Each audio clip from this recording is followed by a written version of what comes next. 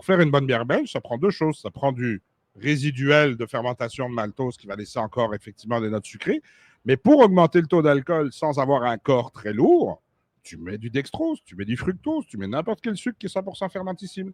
Donc, les Belges, qu'est-ce qu'ils ont fait? Ils ont mis du sucre dans leur bière. En l'occurrence, du sucre candi, du sucre de betterave ou du sucre. Il y en a du sucre en Belgique, là, de la betterave sucrière, il y en a pas mal. Et moi, je me souviens que j'avais 4-5 ans, puis il y avait un champ de betterave à côté de chez nous. Là, puis tu prends une betterave, tu la laves, tu la coupes en deux, puis tu fais des morceaux, puis tu le mettais, puis ça faisait. Vous avez vu le résultat, là? C'est super santé. Je pensais que la betterave, c'était santé. Oui, la rouge, pas la blanche. Et en plus de ça, la blanche, on la cuisine. On fait du sucre avec, en fait. Et donc, pour revenir là-dessus, c'est que c'est depuis le début du 20e siècle que les brasseurs belges ont commencé à rajouter du sucre dans leur bière pour augmenter le taux d'alcool.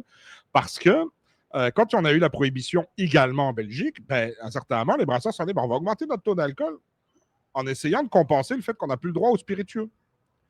Donc, les bières ont commencé à augmenter. C'est une des raisons pourquoi est-ce que les bières ont commencé à augmenter le taux d'alcool. C'est pas forcément la seule, mais c'est en tout cas une des raisons, effectivement.